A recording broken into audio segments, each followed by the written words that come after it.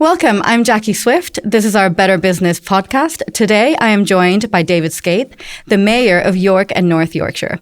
Welcome, David. It's an absolute pleasure to have you today, and thank you for being here. Thank you so much. As I was saying, it's my first ever time on a podcast, so I'm a little bit nervous, but I'm sure we'll be absolutely fine. Well, we're just going to have a chat today, get to know a little bit more about you personally, understand about your journey, what over a year into, being in post means for you and what you've achieved, and we can just take it from there. Brilliant. Sounds good. Great. So David, talk to me a little bit about your career, your journey into politics and how it all started for you. Yeah, so politics was never on the cards for me at all. I did not grow up in a political household. I wasn't involved in, political movements at school or university. I really enjoyed my time at school, but always kind of struggled with having a stammer, and I kind of just thought, I was always a very active kid, so I was always I'm just going to go down the sporting route. I played a high level of cricket, a high level of tennis, and I thought that's going to be my journey, and I'll end up, either being a failed cricketer and going to being a coach or a PE teacher or something like that, which I was incredibly excited to do, but I always loved working. I always liked the idea of going to work and earning my own money. And during my year off between finishing A-levels and going to university, I worked full time. I didn't go traveling. I always really loved that environment, being around adults and having my own job and having that responsibility. And I ended up going to university and studying sports. And I thought I'm going to go be like a PE teacher. And I was really looking forward to that. And then it just never really fitted with me. I don't know. I just didn't really click, and I didn't really enjoy that as much. So after university, I didn't really know what I wanted to do. And by this time, I was no longer sort of playing a high level of cricket or sport. And I thought, well, just kind of unsure where I was. So I'd come to York for university, and I'd gone back to Harrogate where I was born. And I fell into hospitality, if I'm being honest. I'd worked in a restaurant before as a chef for a couple of years, really enjoyed it. I just needed a job. So I fell into hospitality in a hotel in Harrogate. And I kind of started off on a 0-hour contract. And I remember my first shift, I went to work, and it was kind of one of these like training, first sort of day on the job. Come in and just, see how you get on, see if you like it. And I remember I started at lunchtime and I finished at 5 a.m. I did something like a 17-hour shift.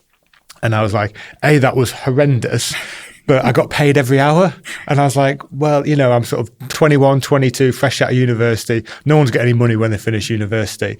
And I just earned a really good chunk of money. I was like, well, okay, I can make something of this. I can get myself going forward. I can start earning some money. So I worked in hospitality for about 3 or 4 years, really enjoyed it. And then got headhunted to come over to York to be at the Grand Hotel in its infancy, so it was about a year before it was opening, and I really loved that. So I was there, part of these like training teams, so training all the staff on the food and drinks side of things. And I loved that. I loved that kind of being at the start of something and really being able to mould it in how you liked. But my wife at the time was training to be a PE teacher actually, and she was from Brighton. So I was kind of working every weekend, and she was working during the week, and we were doing this sort of, back and forth, and it was just so difficult, 300 miles away. So I thought, well, I don't want to work in hospitality forever. I can't work these kind of shifts forever because it was absolutely killing me. Just not sustainable. Oh, yeah. I mean, you work in, it wouldn't be unusual to work 70, 80 hours a week, every weekend till 4 or 5 o'clock in the morning. I cannot believe I ever used to function after 9 p.m. I have to be in bed by 10 p.m. or I am an awful human being the next day. I really love my sleep. So I sort of moved down to Brighton, and I thought, we're not going to be here this long. It'll be a couple of months, and then she's going to finish her training. And then we'll kind of find out where we want to kind of live. We were kind of we weren't really fussed about being anywhere. I had family in Harrogate. We both had friends in York. Her family were in Brighton and Devon. So we were kind of a bit like, didn't really mind where we were. And then she got her job extended down there for about a year. So we ended up being down there for about 18 months and absolutely loved it. But again, I've kind of been down there for a couple of months thinking, okay, I probably need to find actually a job now, rather than going down on my savings and just being there for a couple of months. So I went looking around for jobs, didn't know what I wanted to do, and I came across working in a shop. And this is in Brighton? In Brighton, yeah. And I thought, this would be a good opportunity. It's kind of more of a Monday to Friday type of thing. So again, same sort of thing, went in just to do a shift, and within a couple of months I was the store manager, and it was over Christmas time, which is obviously incredibly busy in retail. And I just absolutely fell in love with retail. I never thought I would. I never thought about being a shop owner, working on the high street. Never appealed to me at all. I just never thought about it. But I loved it. I love that kind of real sense of, you've brought in a product, you've served a customer, they bought it straight away, that instant gratification, that instant money in the till. It was a real nice process. Retail can be really adaptable. High streets are real vibrant places. People generally come in and they've got disposable income, so they're in kind of a good mood to go shopping. It's just a really nice experience. You get to chat to people. It's just a really nice vibe, I suppose, working in retail. And so when we came back to York, I was a bit like, okay, I want to carry on this career. And we were sort of looking around where we wanted to live, and we never kind of wanted to do the London thing, just go and live in London for a couple of years just to do it. We're a bit like, we thought about it, but we're thinking, well, it's not going to move our careers forward. We're just going to do it just because we wanted to, really. So then we were looking around, and Alice, my wife, got a job up in York at a school up here. So we actually moved back to Harrogate originally for a short while. But then we were travelling between Harrogate and York, and I don't know if you know that journey, but it's awful. Yes, it is. It's really a long awful journey. Yeah, it's awful. So we were like, why don't we just move to York? So then we ended up moving to York, and I worked for a retailer in York for quite a few years, and I really enjoyed it. It was a franchise of a Timberland and a North Face store, and I really loved that. So I was doing all the buying and managing the shops and really enjoyed it. But after a few years, I was a bit like, I do want to have my own business, and I was kind of seeing a bit of a gap in York. There wasn't a lot of men's sort of clothing offering, and I thought I could do something here. And it was kind of not necessarily that I've got great experience of retail and particularly on that side of retail, but I thought that there's definitely a gap here. And I was thinking, as a fairly normal bloke, where would I go shopping? I didn't really sort of see it in York, so I thought, well, I'll just go and start my own business. So that's quite a bold move as well. To go from. Well, you're kind of young, you don't have any responsibilities, and you can just sort of give it a go. And I'd sort of been able to save some money behind me, and my wife had a permanent job, so we had some stability. Yes. But then my wife was pregnant, which kind of like made it a bit more interesting. And so she went back to work after we'd had our son after 9 months, and I had this period where I could leave my job, be a stay-at-home dad for a while, but actually set my business up. And I'd sort of missed out on my son being essentially born, because he was born and I went back to work 4 or 5 days later. And, I'd kind of really wanted to spend some time with him while he was still so little. So I had this period where I could take a bit of time off work, be a stay-at-home dad with him while my wife went back to work, but then create the business. So we first created the shop online. So I was doing all that at the same time. And that was around 2015? Yeah, that was around 2015. And just a really great experience to spend time with my son and be a dad for once, but also being that start of, okay, I'm setting up a business and I've got no idea how to do it. But let's just kind of learn and see how far we can take it. And that kind of, how hard can it be type of attitude, which it's really hard, it turns out. Yes. And so after about 6 months of doing that, I found a shop in York. I signed a lease, which at the time was whilst you're being a stay-at-home dad and you're doing all the groundwork and so all that kind of stuff at the same time. And then when my son was old enough to go into preschool, it's sort of like 15 months, then I sort of went into the shop full time. And it was just straight uphill learning curve. It was like, okay, having to sign a lease that you had to leave a 9-month deposit, for example, and then the first month of rent was a quarter. So basically, my first day I paid a year's rent, which I'd never factored in. That's £17,000 you're spending on day one that I never factored in. Just the sheer cost of your insurance, your lights, everything was just like crazy money. But you had a passion and enthusiasm and the want to work for yourself. So. I had the shop for, I still own it now. We had it for 10 years. It's gone through COVID, pandemic, energy crisis, everything you can throw at it. For the first 2 or 3 years, I didn't pay myself. I had my dad helping me on a Sunday, who was terrible employee, terrible. He would just tell me everything I was doing wrong, basically. But he was really good on the finance and the book side of things, so he would help me do the books because I had no experience of doing it. So it was a real genuine family feel around it all. You founded it, you started it, you worked from home at the beginning trying to get everything in place. And what I'm hearing from what you're saying is that you've gone from hospitality to retail, 2 sectors that were unknown to you, 2 sectors that you never thought you'd go into when you were thinking about your future. But there's a lot of feel of community there for you from what you're saying, that contact with the direct contact with the consumer or the client or the person. It seems that you like to build those relationships, hear about people. Yeah, and I think it's even now with the job I do, you know, I'd much rather meet someone face to face than be on like a Zoom or a Teams meeting type of thing. I'd rather go and be in that community and engage with people and see what's going on. And when I set my business up, it was, you know, I was really proud that it was a family-owned, independent bricks and mortar business on the high street, you know, not just online, which would have been so easy to do it 3 or 4 occasions in the last decade to take my shop off the high street and just go run it online. Like the whole time during COVID, when we were, you know, shut for about a year, we had record-breaking months online. Of course we did, because we were only trading online. But even after that, I wanted to get the shop back open and be on the high street and part of that independent business community and really putting back into the community and being able to, you know, employ local people, invest back in. I've always really enjoyed that side of the business. I'm really passionate about that side of the business. And I think that plays nicely now into, you know, what you're doing as mayor in respect of, you know, the vibrant and resilient high street, that you're looking to help people, help the community, the high street come back to life in itself. Like, you've spoken about your experience as a business owner, and the high street has faced for many years challenges, and then the pandemic came, and that was for some people an insurmountable element that just they couldn't go forward. So talk to me a little bit about what this project means to you and how it got started for you. Yeah, so the whole high street element of what I'm trying to do as a mayor, really, we have been facing challenges forever on the high street, and even actually the modern day high street is quite a new thing. You know, you don't get, you know, even 20, 30 years ago, you didn't get the hundreds of variable shops and cafes and restaurants and bars and stuff that you have, you know. So even the guys of the high street, you see it now, is quite a new phenomenon. And people talk about high streets dying. I don't think they're dying. They're just changing, and they are just adapting.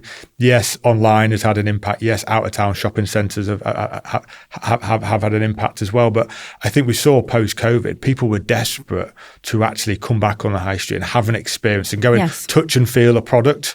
You know, that's what they wanted to see and do. They wanted experiences. I think we were all kind of fed up after being locked at home for so long, shopping online, doing all your food orders online, engaging online, watching, you know, having coffees with your friends online, you know, all this sort of stuff. People wanted to have experience, and that's where high streets come into their own. And I think high streets are much more about just a retailer like I am. They're much more about a sense of community and place and bringing people together. And the fund that we've created is actually more, it's not about me giving an individual business £10,000 to go and try to be more resilient, because that will fail. Actually, it's about creating the environment where those businesses can thrive. And so much of the bids and offers that we've been able to grant has been actually about events and putting community events on. So I went to 3 just this Sunday. And so was that part of phase 1? Yeah. So in phase 1, it was 20 projects, and the vast majority of those have been about, you know, a community in Skipton putting on a Pride event, for example, which I went to on Sunday. And it was Skipton Pride on the high street, thousands of people there. And there was no point where we just handed some business some money. We'd given them £14,000 to be able to put on the event, buy some stalls, do all this sort of stuff. But then you've got 2 restaurants who were saying on the high street that we didn't have any bookings earlier on today, but now we're fully booked for tonight. And a bar there was heaving, and all the shops were heaving, and there was 15 or 16 stalls there that were like selling food and drink and things, and they were all busy. And so we sort of, like, I suppose, set the seed going of like actually putting the event on, but now it's boomed into the high street really being supported. And that was on a Sunday in Skipton with 3,000 or 4,000 people there, you know, and the footfall and the dwell time and families coming together and kids running around and people having a nice time and having a picnic. And it's like that, I think, is the future of high streets, and actually creating places where communities come together but have that real community offering. So we're looking at an option around actually bringing health onto the high street. Okay. So actually, instead of having to go to hospital for things like a breast cancer screening or prostate cancer screening or to take bloods, actually is an opportunity where those things are obviously incredibly important, but don't necessarily need to be done in a hospital environment. How can we bring that offering onto the high street? So again, it's a place where people come for, you know, an actual service. So they're going to come onto the high street instead of having to go into hospital, which are chock-a-blocked and they're overrun and, you know, and the really challenging times. Actually, you can bring those people onto high street, which actually brings footfall onto the high street. So then when you come into the high street to go get, you know, your bloods taken or breast cancer screen or whatever it may be, then you're kind of on the high street and then you might go do your local shop, or you might go into that local business, or you might get a coffee while you're there. So it's those indirect things that actually create the environment where then our high streets can thrive. Well, it's building that community again, and it's reminding people that, going into that high street is much more. It's supporting your local businesses. It's, about how things are sourced. We're going, I think, more and more as things evolved, like I care more about where I buy things from. I care more about what that business stands for, what I'm buying, where that comes from. And I think that, like you say, I think that that's why the high street is changing. I'm like you. I like going in to a shop, having the feel, having the experience, and feeling part of something, and feeling that I'm giving back to the local community. So with the health side of things, is that part of the project? Is that phase 2, or is that something that's in addition to? Yeah, so it's actually a separate thing. So as we see probably now with mayors, with all the response that we already have, we feel in time that we'll probably take more responsibility on that local health offering. So actually a bit more bespoke. So say the health requirements of York or to Selby or to Harrogate might actually be quite different because of the different personnel who live there. So if you've got an aging population, you might have more health requirements in some communities that are required more to like an older person, whereas somewhere like York, a high student population, for example, you might have health requirements that are more bespoke to a younger person. In our rural areas, like very deep rural areas of my region, you've got, real challenge in health inequalities, you've got an aging population, so you've got a whole different, and then their access to actually healthcare is really limited as well. So I think mayors in time, and we're already starting to sort of look at this piece of work now and actually see what our responsibilities may be, but what are the requirements of our population in our area, and looking at something like, okay, if we have a health offering, how can we actually really incorporate that into our community and actually get that to people? Because particularly in York, York Hospital is completely overrun. It's a really difficult hospital to get to. Traffic's really bad, all the rest of it. So the services that we can take out of there alleviate the stress on the hospital, but actually then also an opportunity is actually drive footfall into our high streets, but also put it into where communities are. Another project we're looking at is actually I'm responsible for housing as well, and actually how can we incorporate more living space into our towns and our high streets as well, because so much of our space above our businesses is empty, it's redundant, and actually what better way to actually increase footfall, increase spend in high streets, actually having a community who live literally in town on the high street. That would be the number one way to combat any kind of online shopping or out-of-town shopping centres, is if someone literally lives above my shop and they need to buy a new T-shirt, then I'm literally like, I'm there right in front of them. So actually looking at, again, how we can bring more housing and living. Again, it changes that sense of what a high street is. It's not just a business place, it's a living space, it's a healthcare providing place, it's an experience, offering a lot more arts and culture elements as well, actually, things for families to come and do. Yes. I have no doubt if you wanted to transform high streets, putting in a child-friendly play park on your high street, like they do in so many European cities, would transform places, because it gives a reason to come in with your family. Yes. Your young children are entertained. There is nothing worse than taking kids around shopping. They hate it. I mean, my kids despise it. But if there's something where they could go and play for an hour, I could nip off to that shop, and my wife could nip off to there, whatever, then again, it's that increasing that reason to come in, increasing that dwell time, and then inadvertently it will increase that spend. Yes. And then again, you get families back in. It's again, the community, all of that, it ties in nicely together. Yeah. You spoke a moment ago about the rural areas, and how cut off they are from access, which is it's so true, especially in a lot of the rural areas. We've got an aging population there as well, and they struggle with access. So how do you envisage bringing support to those areas that are more cut off? How would that apply within those micro communities in which, there is space, I suppose, to bring an element of that into play? Yeah, so it's the biggest challenge of my region is the fact we're so rural and the huge coastal element. So just to give a little bit of a previous context, most mayors and devolution has been delivered for those core city regions, so Manchester, Liverpool, London, Leeds, for example, whereas we're the first area that's heavily rural and coastal. So to deliver devolution, so to deliver the housing requirements, transport requirements, skills requirements, business support, all these kind of things has never really been done in an area like mine before. So we're kind of really leading the way. Yeah. Now, we're very blessed that actually we have so many 28, 29 towns across North Yorkshire that are actually really vibrant places.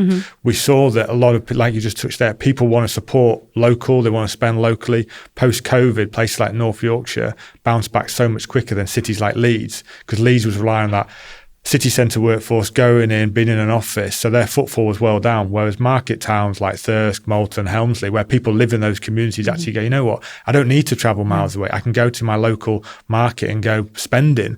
So you go to so many of our local market towns and they are thriving. You know, footfall's really strong. You don't see many empty units. Yeah, it's still difficult, don't worry, it's not easy, but they've certainly bounced back stronger than a lot of those actually city elements. We also have a high tourism trade in our region. We get a huge amount of visitors into York and North Yorkshire. So we have this kind of environment where people want to come and actually visit the place. And the external view of York and North Yorkshire is it's very green, affluent and lovely. And a lot of it is, but we have real pockets of deprivation and challenges, and that makes it really difficult. A couple of those big challenges are that access, that transport connectivity is terribly poor. If you don't have a car in a lot of parts of our region, you're going to really struggle to get around. Some communities talk about the weekly bus. You know, that's just not good enough in this day and age. And we have an ageing population who may have not access to a car or want to drive. So those real challenges. And then the affordability of the housing to throw into it. The average house price in York and North Yorkshire is about 10 times the average salary. So if you are, I wouldn't even say a young person, up to the age of, say, 50, how are you affording to buy a house in our region? So when we add all those things together, that's where I, as Mayor and the CA comes in, is we don't look in things in silos. We look at, okay, how are we offering a skills? So we're spending 30 million on skills this year, which is the most money's ever gone into our region on adult skills. How can we align our skills strategy to our industry and what they're asking, so our population has the skills that our industry needs, therefore they can have a job here? How do we build the affordable and social housing that our region needs to drive that house pricing down so people can buy a house or rent a house so they can stay in the region? How can we invest in our public transport like we are already all doing, and invest in our rail services to make a region where people can move around better? And by bringing all those different strands together, that's how you're going to shift the dial on some of the challenges. It can't just be looking at things in silos. So bringing that whole package together. And that's really where mayors come in. That's kind of our strength over a government department or local councils. We have the ability to look over that whole spectrum and go, actually, these are the challenges we face. We need all these different pillars to come together to actually build the environment where people can thrive in York and North Yorkshire. Because currently, you know, all those are major challenges that we're facing because we haven't seen that investment in areas like mine before. And we're in a place now where we need to really fix those foundations is what a lot we talk about. We're not always talking about the big grand things. Actually, it's about building more affordable homes. It's about improving bus connectivity. It's about aligning our skills and our business strategy together. It's those relatively simple sounding things, but actually if you get those right, then again, we're creating the environment where people can flourish and towns can flourish and people can essentially stay here. Yes, because obviously, you know, we need to build a more resilient York and North Yorkshire in the region so that we get more jobs, you know, we attract people, we attract talent from different parts of the country, because we do see and a lot of people leave, you know, like you say, they go for that London period, you know, they go down south, and then, you know, we are seeing more people coming back, especially since the pandemic. Do you think that that's had an impact on the economy in respect of jobs and, you know, how we're doing as a region? Why do you think, you know, that's happened? Yeah, definitely. So we are seeing people coming back. What we do really well in the region is we train a very good young person for our educational systems. We're really lucky. We have phenomenal schools right across the region, great colleges, training providers, universities. We really do excel in that. But because of all those challenges I said before, traditionally young people have then left because of lack of affordable homes or not seeing a future here in terms of industry. So then they've gone to maybe your Leeds, your Birminghams, your Manchesters, or they've gone there to university and then kind of not come back. And not so much of a problem for maybe say like a York, but some of our wider areas like Ripon, Skipton, Scarborough, Whitby type of places, that has been a real challenge. So actually we are finding industry particularly want to come invest in our region because it's a really fantastic place to be based. You know, you get to have a business operating in a place like York and North Yorkshire. It's a beautiful place. There's so much potential here. And actually, we do have a really high-skilled, high-quality, workforce here. Mm-hmm. We just need to create the environment where those skills and those industries are aligned. So us going out to industry and saying, in say the agricultural sector or the rail innovation or in the creative sectors, what are the skills that you are lacking? How can we align our skills strategy so people are attracted here for work, and then we can put ourselves forward? So as all combined authorities, we were asked by government to put our 10-year growth plan together. And that's identify those key growth sectors that we see are going to really drive our economy forward. Well, us highlighting things like agriculture, food and farming, rail innovation, creatives, a really big one is just those sort of core construction jobs. If we need to be building the houses we need, and about 30% of the current construction force is going to be retiring in 10 years' time, we are investing heavily in that next generation of construction workers. Because if you want to be a bricklayer, electrician, a plumber, an architect, any of those jobs, you are going to have a job for life in somewhere like York and North Yorkshire. We're going to be building tens of thousands of homes over the next 5-10 years or so. So those core jobs that we need, so us saying our priorities, lining those skills up, putting ourselves on the map as a place where things are happening, we are seeing those big companies, organisations wanting to come back here, but people wanting to be based in our region because of how amazing place it is to live as well. Yeah. And, you've touched on there in respect of, what you see the things that we need to focus on are. And one of the things that, we've seen as of late is obviously small businesses. Times are difficult at the moment. And you've got, the York and North Yorkshire Business Growth Hub. How do you think that, small businesses can tap into that to get support? How is that being promoted out there to ensure that businesses are aware that support is there? And what does it mean? How do you think it actually provides practical support rather than it just being, an incentive or something that's out there? Yeah, the Growth Hub element and our team actually who run the Growth Hub are phenomenal. We need to do a better job of promoting it actually, undoubtedly so. It's always difficult in an area like ours because of that rural nature of the place. It's such a big, vast area. So we do a lot of road shows with our Growth Hub. So tomorrow, actually, we are going to Scarborough, and we have an event over in Scarborough tomorrow. And actually, we're taking our Growth Hub with us and almost doing a bit of a road show to go and actually engage with businesses in Scarborough, in that community, to say, actually, we have this resource. A lot of the resources are free. You can access it, online. You don't have to always come to an event. We have online training courses to support businesses. Because it's not just for new businesses, it's for existing businesses as well. Yeah, absolutely. Yeah, no, absolutely. And we do engage with quite literally thousands of people already, but we know we've got so many more to do.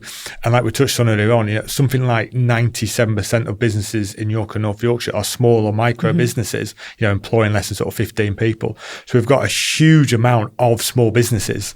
So to get that engagement, we have to do a lot better at it. Absolutely, our comms, our promotion of the work, but it is a free resource that is there. And what does it mean? For instance, what does it mean as a business owner to have that support? What elements of that project are practical steps that would help SMEs in navigating the challenges at the moment? Yeah, so on there, for example, we have online training courses a lot of time about how to create a business, how to write a business case, how to apply for funding, how to get advice about how to develop a website, all these kind of practical skills that as a new business you might need, but also, because I didn't know any of that kind of stuff when I started, but also actually as one of those established businesses, how you can take your business to the next level.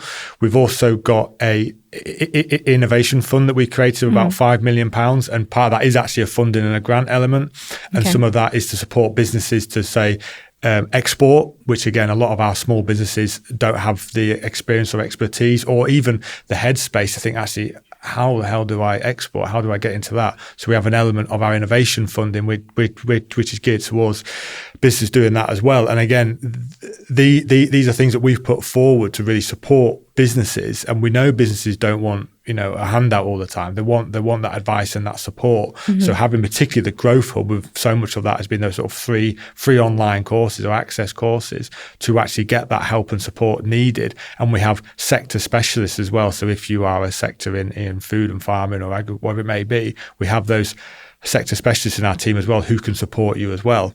And we have, a team who would work with both local authorities if you wanted to find a bigger premises or a new premises, or you are currently working out of your home on your desk and you want to go to the next step. So we have all that advice there. So there's a huge wealth of experience and knowledge there. We definitely need to do a better job of promoting it more, and we are looking to do that. As an organisation, we're only 15 months old, so we're still pretty much in our infancy, to be honest. But we've already getting huge engagement. But we've got an opportunity to do a lot more, to reach out to business, say there is help there, and you're not on your own type of thing. Yes, because it can feel a little bit lonely at times when you're faced with so many financial challenges as a business.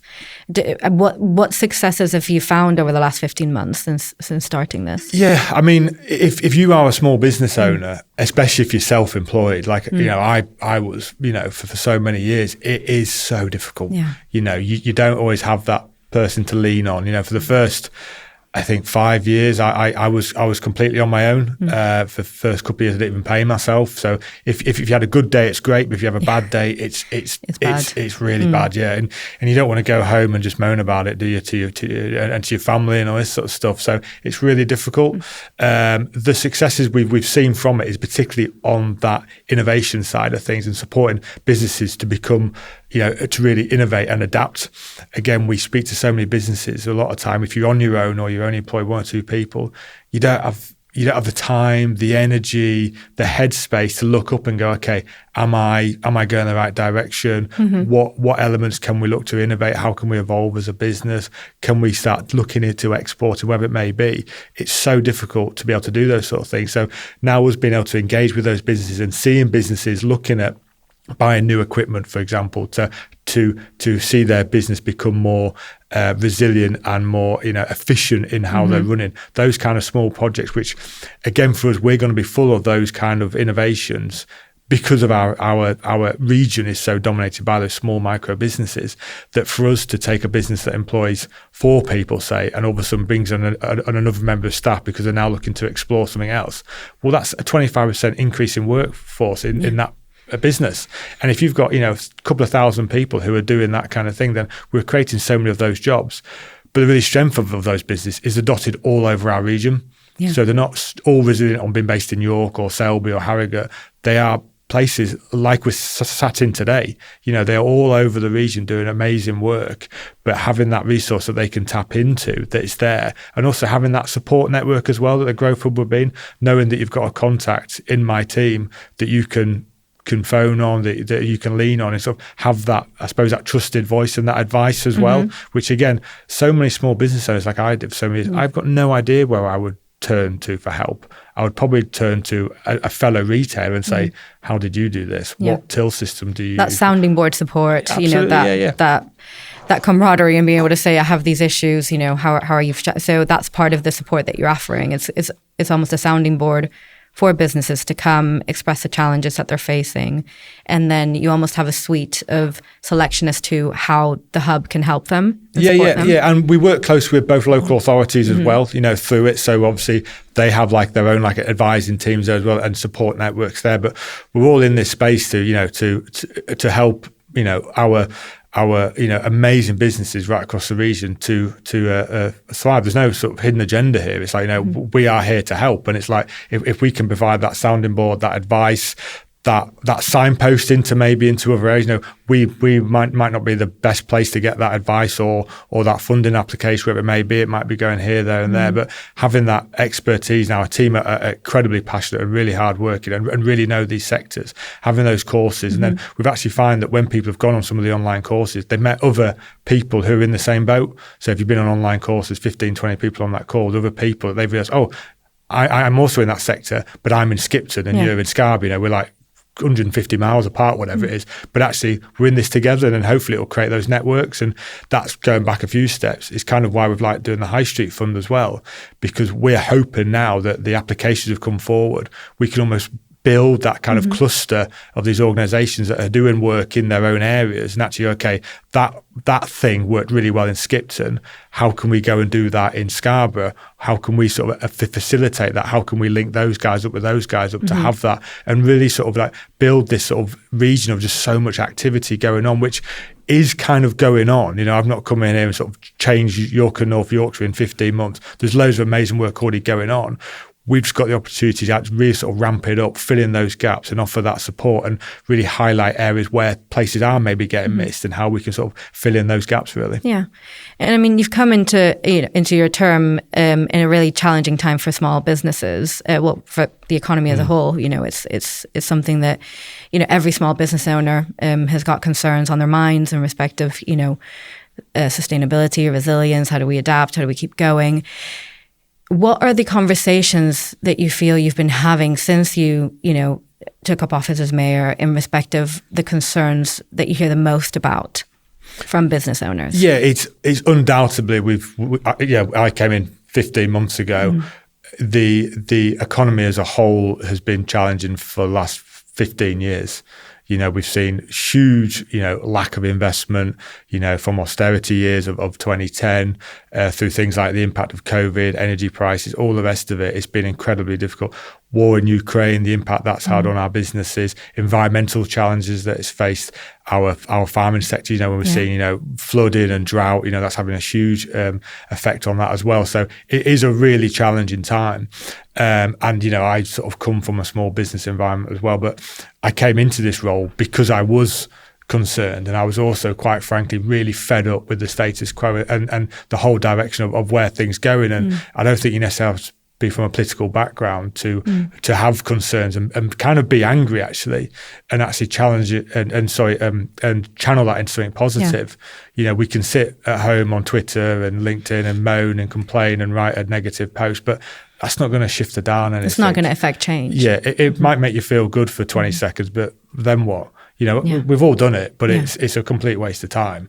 Actually, you want to try and go and be proactive and actually try and do something. I'm not saying I've got all the answers, but my experience and hopefully my passion and expertise, particularly from having a small business and passion around other areas, hopefully is going to drive into that. But those concerns that I felt, that's what I'm hearing. You know, the challenges, how we become more resilient. You know, it's kind of like blow after blow after blow after blow that has been put onto businesses, onto people. You know, it's not just been hard for businesses the last sort of 10 or 15 years. It's been hard for individuals, for families. You know, you see how much more does it cost now to like run your home, to fill your car, to buy your food, to whatever. You know, everything is really challenging.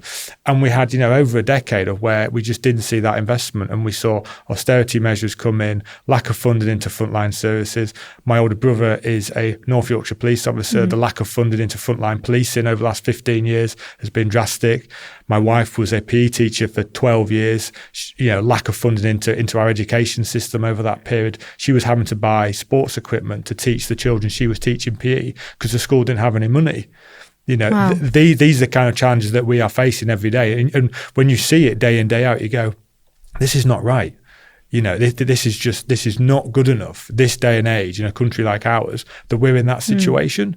And when you look at how, and I'm not going to go into too of the heavy politics element of it, but when you look how the Conservatives ran the country for so many years, you're not going to come in and hit the ground running. All of a sudden, everything's going to be sunshine and rainbow straight away, and we're going to, you know, smash it, and we're just, you know, off we go. You know, the impact of Brexit, for example, the ongoing impact that is going to have for decades. You know, all these challenges that we've come into as a new government, and me as a new mayor, go, you know, this is a real hole that we are in, and we've had to make some really difficult decisions. The government has to make those all the time because we have to get back to the point where the country as a whole is functioning, and we can actually get moving forward again, because we haven't been moving forward forever. We are falling behind on all those markers that you want to see from a country like ours. We are falling behind. You know, NHS waiting lists were up, schools falling down and closing, lack of funding to police and fire, small businesses struggling, all the rest of it. Haven't been building anywhere near the amount of affordable homes, lack of investment into transport. All these things exacerbated even more in the north, I should say, and exacerbated even more in our rural and coastal elements as well. So for me and my region, it's like, yeah, we're facing all these challenges, but it's almost doubly hard if you're out of London and the southeast. And if you're in our rural communities and coastal communities, it's even more than that. So those concerns that I've faced for many years are the concerns that we've been speaking to from businesses, and it's kind of, what is the next thing that's going to like really knock us? So now us creating an environment where we are supporting business to be more resilient, have that expertise, that knowledge, that support network, investing in high streets, investing in skills, investing in those small businesses, investing in business to be like innovate, building the affordable homes that we need, and prioritising the affordable and social homes, prioritising things like better public transport and active travel so it's more access for all, and creating an environment where we're putting York and North Yorkshire on the map that's really leading the way in innovation, rail innovation, food innovation, creatives, arts, all these kind of things, then we'll create an environment where those businesses can thrive. And that's what we need to do. But it is an ongoing, job, frankly. Because I think that, there's also the expectation as to what can be achieved, by mayors within their remit of responsibilities and duties and what they can control or what they can affect directly. And I think sometimes, I don't know if you found people don't have that understanding in respect of what support you can actually do, what steps you can actually take within the remits of your role. Did you find any of that challenging coming in, or, how have you tackled that since coming into post? Yeah, it's really complicated, quite frankly. If you are not involved in this day in, day out, I could see as someone externally going, what does the mayor do? What's local authority do? What's the MP do? There's so many different levels of responsibility in areas that people are responsible for. To make it even more complicated is not all mayors have the same powers of responsibility. So I'm the first mayor that has police and fire responsibility as well as the same time as the Combined Authority being set up. So there are other mayors that have police and fire now, but we were the first to have police, fire, crime powers and responsibility as the commissioner. So I've got that whole role as well and been mayor of a new Combined Authority and of a new Combined Authority that's heavily rural and coastal. So for us, it was a real learning curve for me, my team, for government, because it's never really been done before. So it was literally like an uphill, learning curve. I mean, it was literally a whirlwind. I remember at the end of my second week, my head of legal walked past me and said, "Are you all right?" I said, "Yeah, I'm fine." And he said, "Because yesterday you just had this complete glazed look over your face all day, like you got no idea what hit you." I said, "Yeah, that's probably right," because every day was like learning about fire responsibilities, policing responsibilities, housing, transport. It's like, oh my, this is so much. So for us to expect, the general public to understand all those, it's really difficult. Now, people know of someone like an Andy Burnham over in Manchester. The Combined Authority's been going for 20 odd years or something. Andy's been mayor, I think, for 9 years, I think it is now. He's set his stall out. People understand what his responsibilities are. He's been delivering so much for his region for so many years, whereas we are brand new. So we've come in and taken over powers of brownfield housing funding, for example, over transport, over adult skills. But we've got a job again, and we are still relatively new, but, time is always ticking to really explain to people what our responsibilities are compared to what local authorities are, compared to what my local MPs, do, what local councillors do. So there is a lot of carryover. So me as mayor, I sit on the board, frankly, with leaders of both York and North Yorkshire authorities. So we sort of do work very closely in partnership, but I fundamentally have the overriding sort of say on direction of travel. But it is a makeup of authorities. You do try to get that cross-working of what the council's looking to do. We engage heavily with our local MPs, with our councillors, to make sure that we're all working in the same direction. Obviously, we're not always going to agree every day. We're human beings. Frankly, that's absolutely fine. That should be the way. We should be in a situation where we are questioning one another and is this the right thing to do? And absolutely. But then government now is putting even more responsibility and more powers into the arms of mayors, as we touched on earlier on, maybe looking at more health responsibilities going forward as well. So it's an ever-changing environment as well. So again, that adds another level of complexity to it as well. But we are, trying to deliver an organisation that's worth £500 million or something, and we're creating it from scratch. We almost feel like a brand new startup that's worth $500 million, that's worth £500 million, that's got to go deliver on housing, skills, transport, police, fire, crime commission, all this sort of stuff from day one.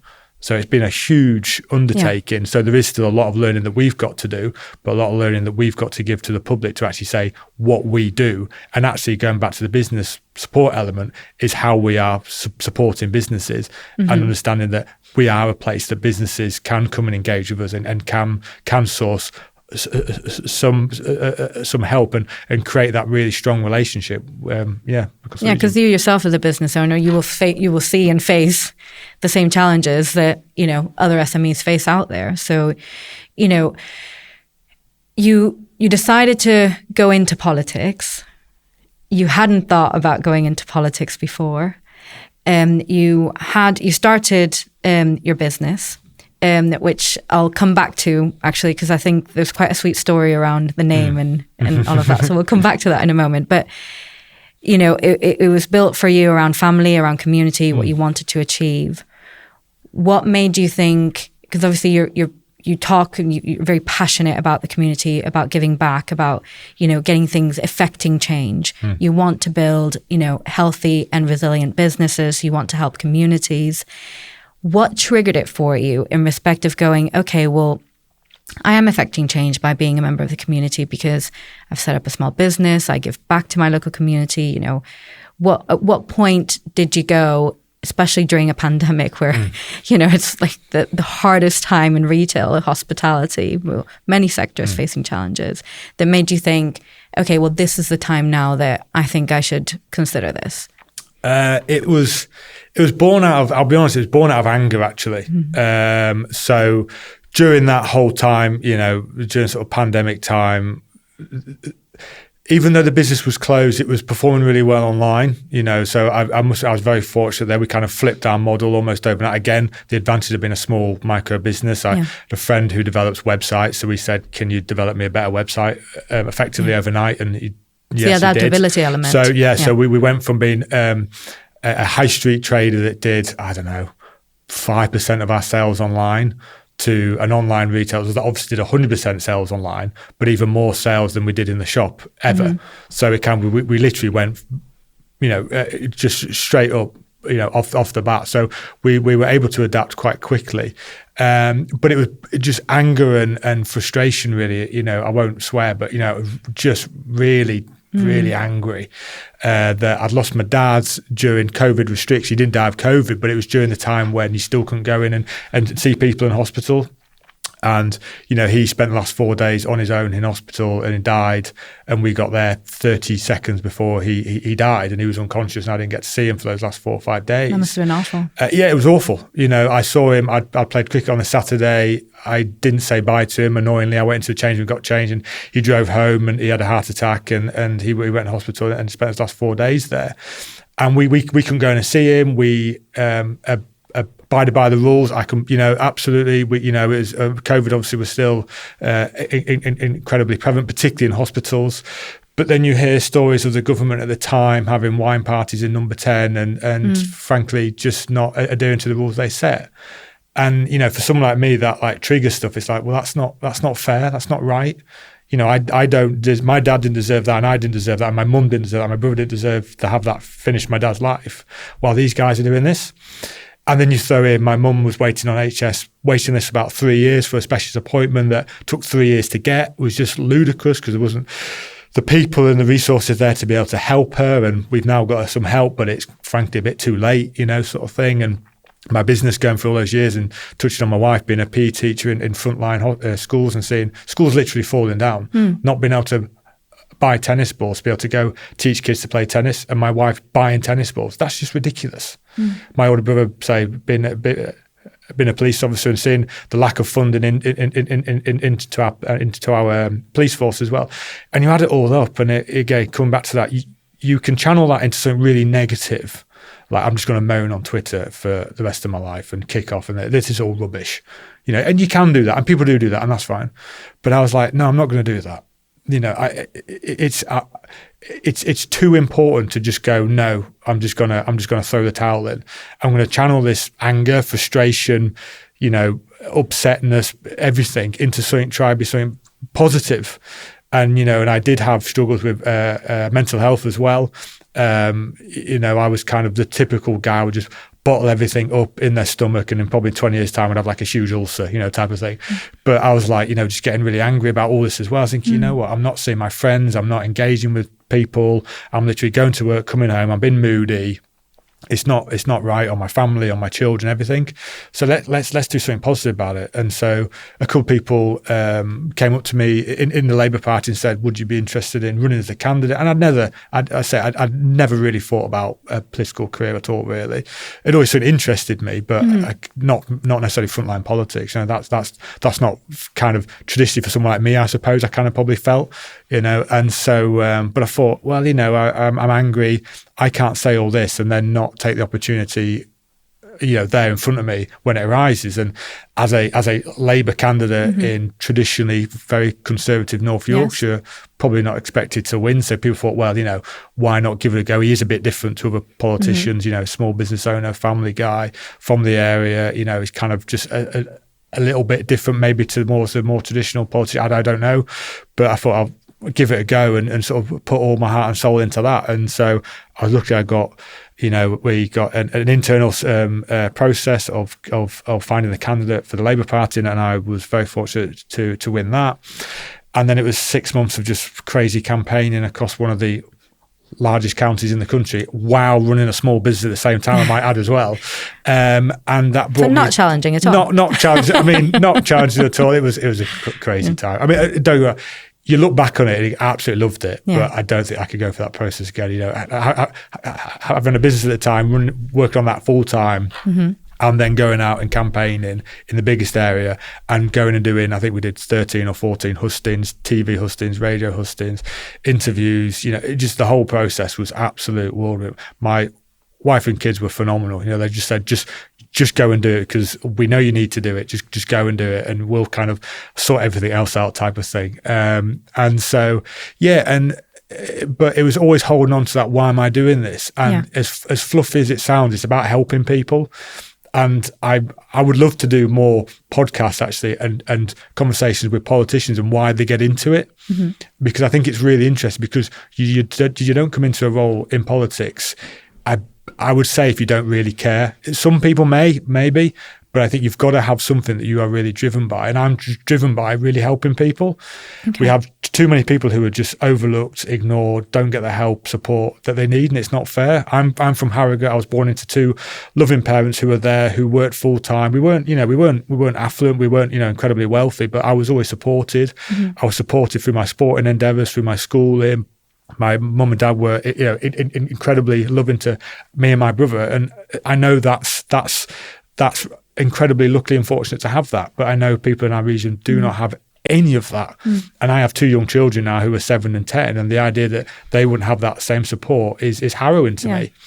And so if I can create an environment where we can help as many people as possible, and, we are here talking about business and growth and all that, and that's incredibly important. But for me, the really important thing is helping those people and actually creating the environments where people have their health, they have their well-being, and they have opportunities. If we do that, that will grow our economy. It doesn't necessarily work the other way around. If we drive investment into business, it doesn't always go the other way. It certainly will help, but we've got to get to the point where we are helping and creating the environment where people can have their health and they can be thriving and they've got hope.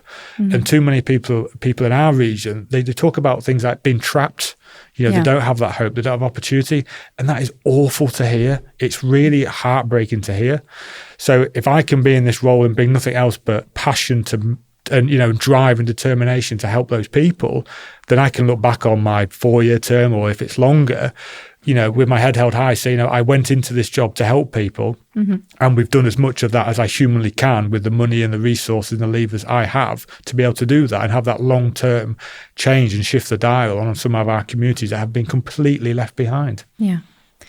And, it's about how it all integrates together. You say you can't have one without the other. You can't just throw money at businesses if we don't have the education or if we don't have the health, within the individuals. Because we spoke about this actually before we started filming the podcast in respect of how you feel about how, businesses, it's the people, it's everything that is put into it that makes that business be what it is. It's not just, the people that own it or run it, although obviously that's important as well, because without that, there isn't a business. But for you, you talk a lot about like the community and the importance of your people.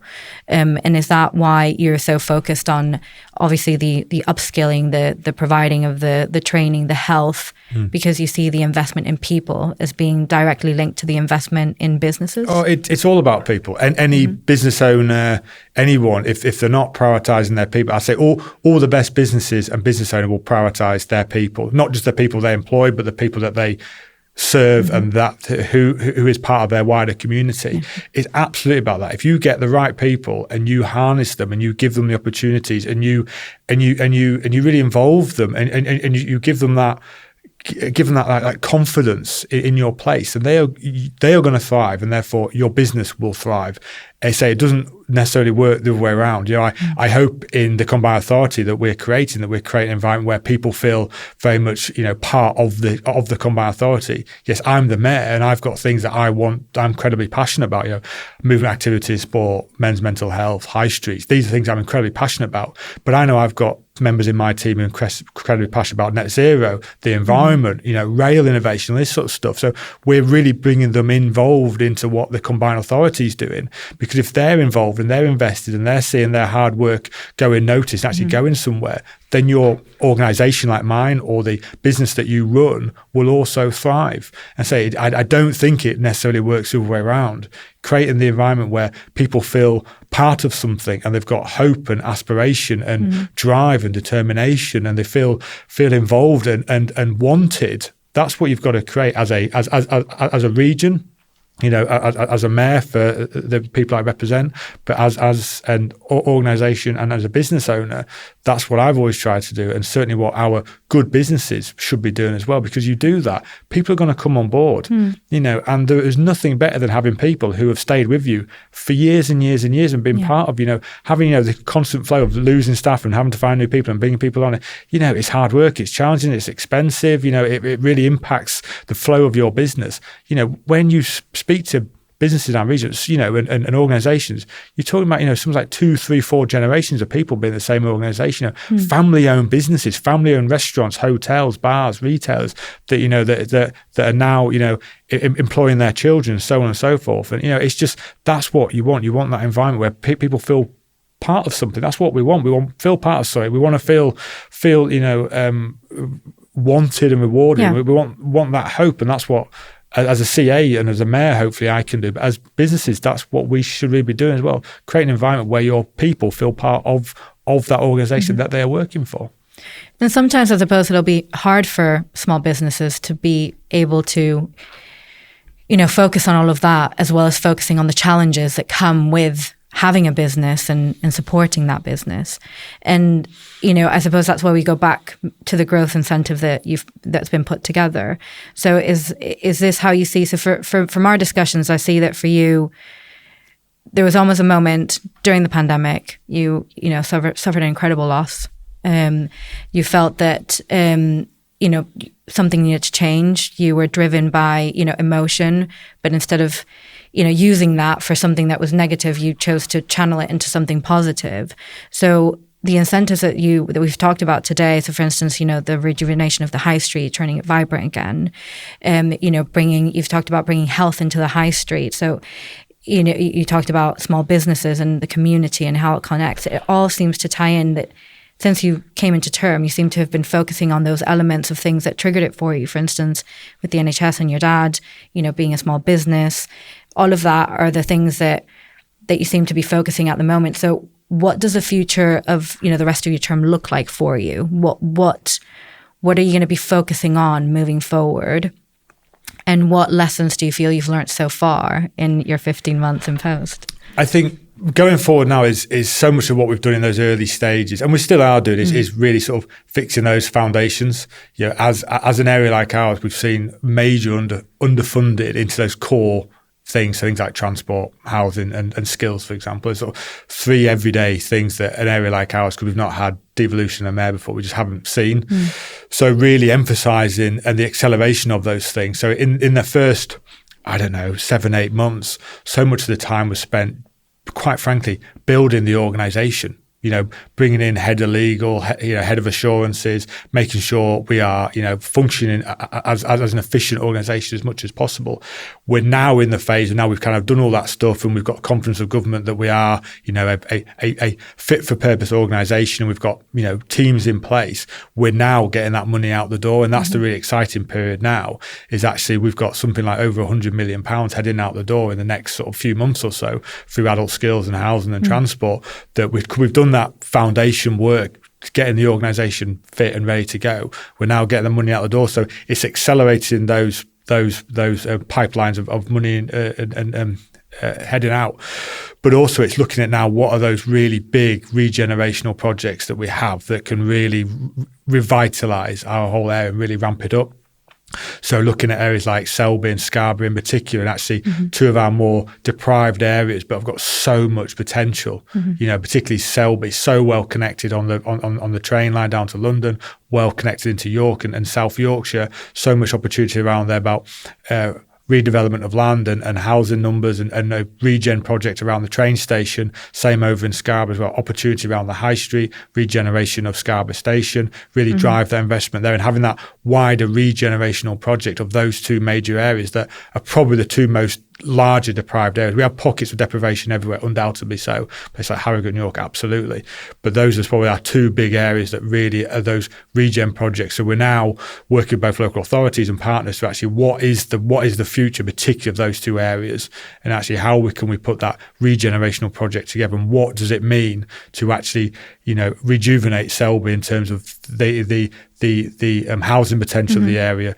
Revamping the whole train station area, how that leads into the town centre, regeneration of the whole high street, and there's the same kind of project in Scarborough. So that's where we're looking at now, rather than actually being here's what we've got to deal with on a day-to-day basis that we've been told by government, that we've got to get this money out the door quickly. We've done that. Now we're in an opportunity where we're heads up, and now we're actually looking forward, and actually where the best combined authorities have gone in terms of Manchester in particular, is they've actually dictated to government what they want through devolution for their areas. Okay. So instead of being dictated to by government, handing them some money to go do this project, we're now going back to government and saying, actually, we want funding for half-hourly trains from York to Scarborough, for example.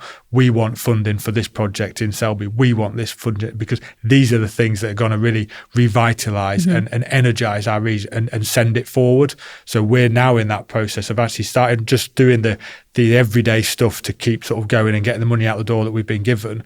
Now going to government and actually saying, if you really want to see 1.5 million homes being built in this country, a lot are going to have to be built in this area. If you really want to see the economy growing and going forward, a lot that's going to have to happen in an area like mine. We've got the plans in place that we're developing now to actually showcase how we can deliver that for you as government. We've got some funding, you give us more, and we will hit those targets. So that's where we're now, is actually looking outwards now, actually go, okay, what is our region? And then also from there is actually taking our region on a more international stage as well. So not just looking at York and North Yorkshire, and we all know it's a wonderful place and so many great businesses and so much going on, but actually are we recognised on the international stage?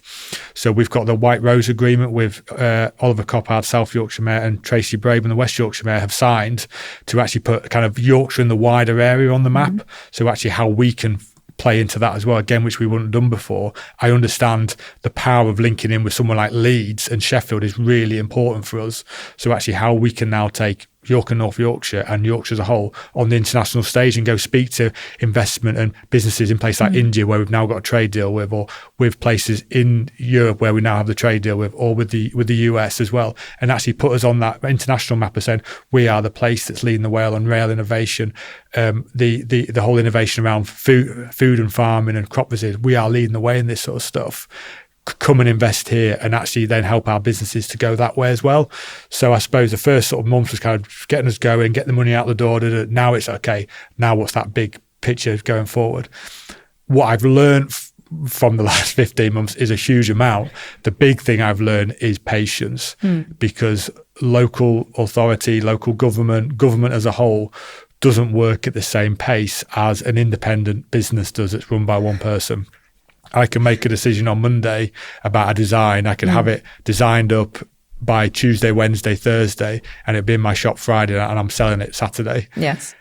Government doesn't work that speed, unfortunately.